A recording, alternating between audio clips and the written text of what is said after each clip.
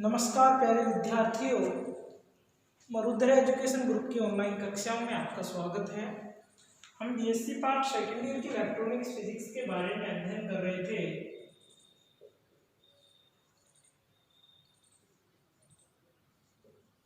Electronics physics में first chapter हमने circuit analysis के बारे में पढ़ा है, नेटवर्क थ्योरी में पढ़ा है और उसमें हमारी मात्र 4 परिमेय बची हैं, नेटवर्क थ्योरम बची हैं जो वेरी वेरी इंपॉर्टेंट है फॉर यूनिवर्सिटी एग्जाम। तो उनको क्या तो हम ऑफलाइन क्लासों में करवाएंगे जिससे कि समझने में समस्या न आए, या फिर यदि ऑफलाइन कक्षा लेट होती हैं तो पहले करवा देंगे। आज हम स्टार्ट करेंगे हल्की सी बेसिक कॉन्सेप्ट सेमीकंडक्टर्स के बारे में। अर्धचालक जो अपना सेकंड चैप्टर है, सेमीकंडक्टर अर्धचालक। प्यारे विद्यार्थियों, अर्धचालक, कुचालक, अचालक आपने 12th कक्षा में भी पढ़ा है। हल्की सी इसकी चर्चा शायद फर्स्ट ईयर में भी कहीं हुई होगी। आज हम इसे सेकंड ईयर में कंप्लीट लेसन है, इसके बारे में विस्तृत जानकारी दी गई है। हम जानते हैं कि जो प्रत्येक पदार्थ होता है उसकी मूलभूत इकाई परमाणु होती है। सभी जानते हैं, जो बेसिक बात है, सभी जानते हैं कि जो प्रत्येक पदार्थ होता है वो किससे बना होता है, परमाणु से मिलकर बना होता है। यानी कि हम कह सकते हैं कि इसकी जो मूलभूत इकाई होगी वो परमाणु होगी। और प्रत्येक परमाणु के नाभिक में क्या क्या पाया जाता है ये भी सब जानते हैं। क्या क्या पाया जाता है, प्रोटॉन और न्यूट्रॉन पाए जाते हैं। लेकिन नाभिक के चारों तरफ इलेक्ट्रॉन स्थायी वर्ताकार कक्षाओं में चक्कर लगाते हैं, ये भी आपको पता है। तो हम कहीं ना कहीं ये बोल सकते हैं कि ये सब बेसिक कॉन्सेप्ट है जो हमने 12th में भी पढ़ा है, 9th में भी थोड़ी बहुत बात इसकी पढ़ी है और अब सेकेंड ईयर में इसकी विस्तृत जानकारी प्राप्त कर रहे हैं। प्यारे विद्यार्थियों, टॉपिक डालना है सेमीकंडक्टर। उसमें आपको प्रस्तावना में लिखना है, जो हम प्रस्तावना लिखते हैं कि प्रत्येक पदार्थ की मूलभूत इकाई परमाणु होती है। प्रत्येक परमाणु के नाभिक में प्रोटॉन व न्यूट्रॉन उपस्थित होते हैं तथा इनके चारों तरफ इलेक्ट्रॉन स्थायी वर्ताकार कक्षाओं में, यहाँ हम कह सकते हैं कि अनुमत ऊर्जा की कक्षा में गति करते रहते हैं, अर्थात चक्कर लगाते रहते हैं। परमाणु में जो इलेक्ट्रॉनों की संख्या होगी वो नाभिक में उपस्थित प्रोटॉनों की संख्या के बराबर होती है। इस कारण वे वैद्युत रूप से उदासीन होते हैं। ध्यान से सुनना कि परमाणु में इलेक्ट्रॉनों की संख्या नाभिक में प्रोटॉनों की संख्या के बराबर होने के कारण वे वैद्युत रूप से उदासीन होते हैं। तो प्यारे विद्यार्थियों, परंतु पदार्थ में वैद्युत गुणों की जो विभिन्नता होगी वो इलेक्ट्रॉन, प्रोटॉन, न्यूट्रॉन की संख्याओं में परिवर्तन होने के कारण आती है। क्या कह सकते हैं हम कि जो परमाणु में इलेक्ट्रॉनों की संख्या है वो नाभिक में उपस्थित प्रोटॉनों की संख्या के बराबर होती है, इस कारण वे वैद्युत रूप से उदासीन होते हैं। लेकिन हम कह सकते हैं कि पदार्थ में वैद्युत गुणों की विभिन्नता इलेक्ट्रॉन, प्रोटॉन, न्यूट्रॉन की संख्या में परिवर्तन से आती है। यानी कि हम कह सकते हैं कि प्रोटॉन, इलेक्ट्रॉन और न्यूट्रॉनों की संख्याओं में परिवर्तन होने से पदार्थ के वैद्युत गुणों में विभिन्नता आती है। यहाँ तक कोई दिक्कत? ये सब बातें आपने पढ़ी हुई है। परमाणु में जो सभी इलेक्ट्रॉन हैं वो एक ही ऊर्जा स्तर वाले कक्ष में नहीं होते, ये भी आपको पता है कि जो परमाणु में सभी इलेक्ट्रॉन होंगे उनका उपस्थित होना, यानी कि वो एक ही ऊर्जा स्तर की कक्षा में उपस्थित नहीं होते हैं, बल्कि वो विभिन्न अनुमत ऊर्जा स्तर वाले कक्षों में वर्गीकृत होते हैं, कि बटे हुए होते हैं। विभिन्न कक्षाओं में या विभिन्न कक्षों में इलेक्ट्रॉनों का वर्गीकरण पाउली अपवर्जन नियम से समझाया जा सकता है। किसके द्वारा? पाउली अपवर्जन नियम से। किसके द्वारा समझाया जाता है? पाउली अपवर्जन नियम से।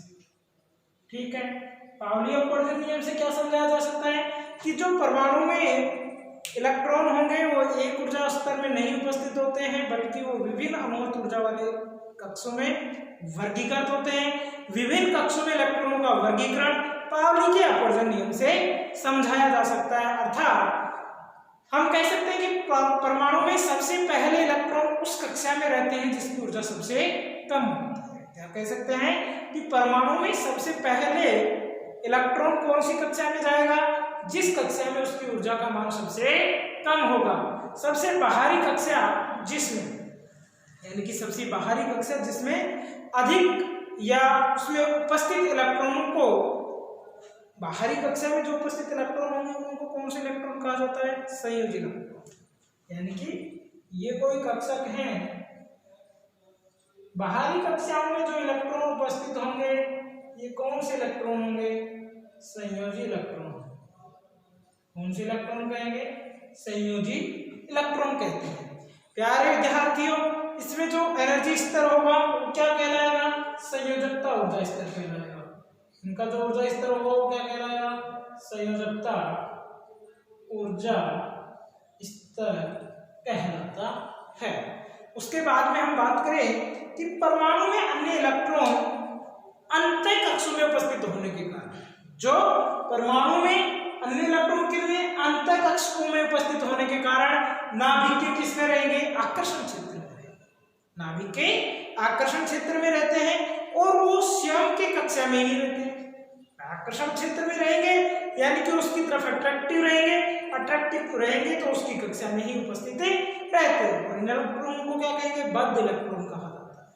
बद्ध इलेक्ट्रॉन किन्हें कहेंगे?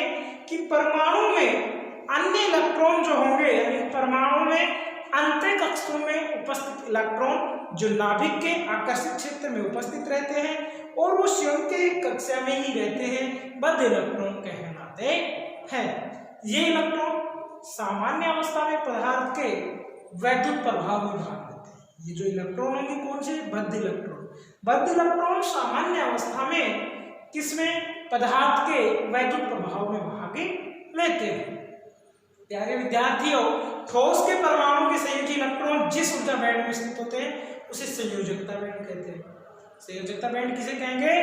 कि ठोस के परमाणु के संयोजी इलेक्ट्रॉन जिस ऊर्जा बैंड में स्थित होंगे संयोजकता बैंड कहलाता है। और संयोजकता बैंड के ऊपर जो अनुमत बैंड होगा, जो अनुत्तेजित अवस्था में होगा, अधिकांशतः रिक्त होगा, जिसे हम चालक बैंड कहते हैं। क्या कहते हैं? चालक बैंड। और चालन बैंड और संयोजकता बैंड के मध्य जो ऊर्जा अंतराल होगा, इस अंतराल में कोई भी अनुमत ऊर्जा स्तर नहीं होता है, तो इस ऊर्जा अंतराल को वर्जित ऊर्जा अंतराल कहते हैं। प्यारे विद्यार्थियों, यहाँ तक किसी स्टूडेंट को कोई प्रॉब्लम हो तो पूछ सकता है। ये आपकी बेसिक बात थी। इसमें आपको नोट क्या करना है? तो लिखो, प्रत्येक पदार्थ की मूलभूत इकाई प्रस्तावना में लिखना है। प्रत्येक पदार्थ की मूलभूत इकाई परमाणु होती है।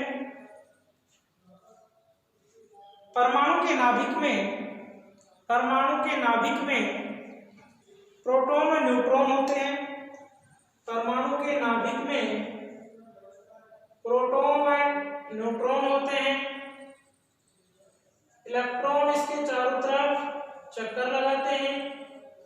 इलेक्ट्रॉन इसके चारों तरफ अनुमत ऊर्जा की कक्षा में चक्कर लगाते हैं। Paragraph change. परमाणु में इलेक्ट्रॉनों की संख्या नाभिक में प्रोटॉनों की संख्या के बराबर होने के कारण, परमाणु में इलेक्ट्रॉनों की संख्या नाभिक में प्रोटॉनों की संख्या के बराबर होने के कारण ये वैद्युत रूप से उदासीन होते हैं।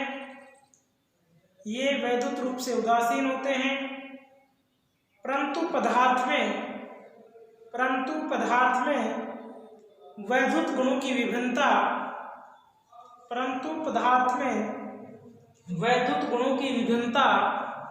इलेक्ट्रॉन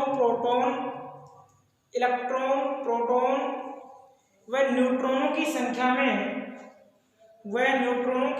में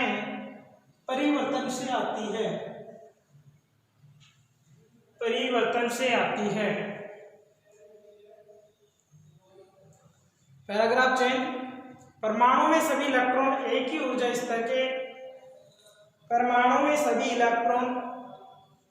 ऊर्जा स्तर के कक्ष में उपस्थित नहीं होते हैं। कक्ष में उपस्थित नहीं होते हैं, बल्कि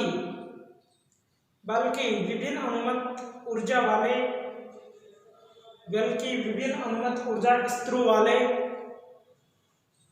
कक्षों में वर्गीकृत होते हैं।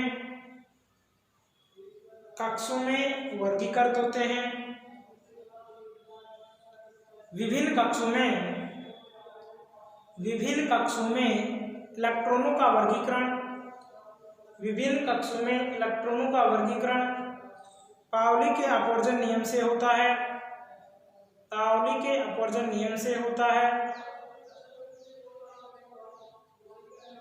परमाणु में इलेक्ट्रॉन सबसे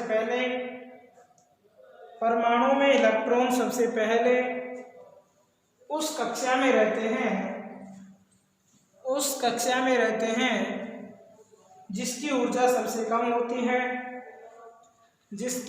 सबसे कम रहती है।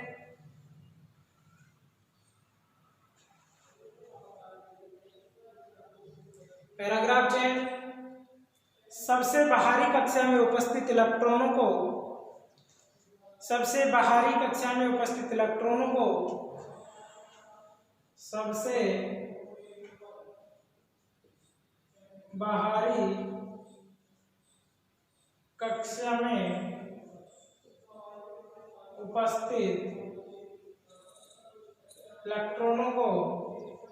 संयोजी इलेक्ट्रॉन कहते हैं।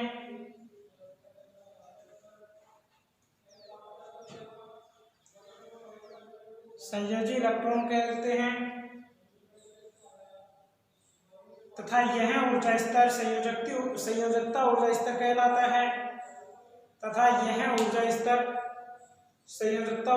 कहलाता है। Paragraph change. परमाणु में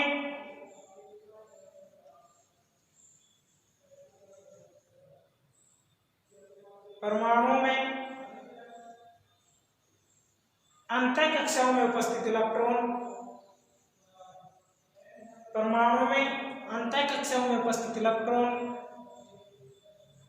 नाभिक के आकर्षण क्षेत्र में रहते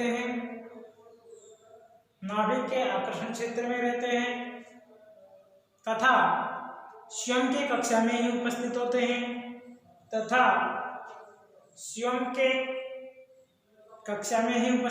हैं इन्हें बद्ध इलेक्ट्रॉन कहते हैं। Bound electron.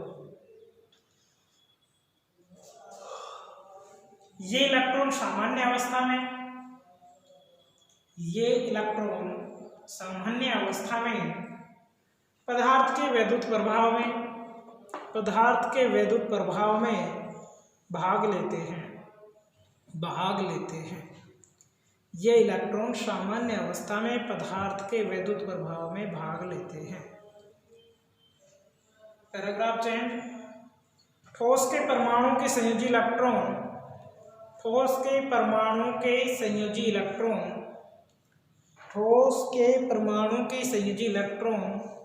जिस ऊर्जा बैंड में स्थित होते हैं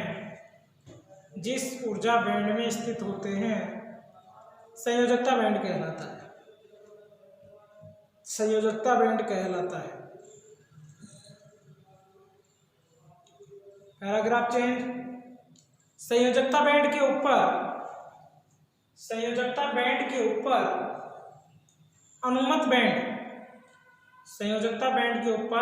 अनुमत बैंड जो अनुत्तेजित अवस्था में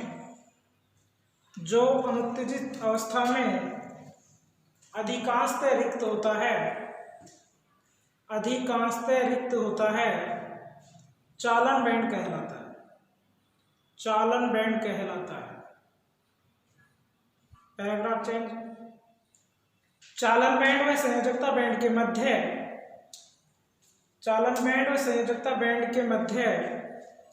ऊर्जा अंतराल होता है।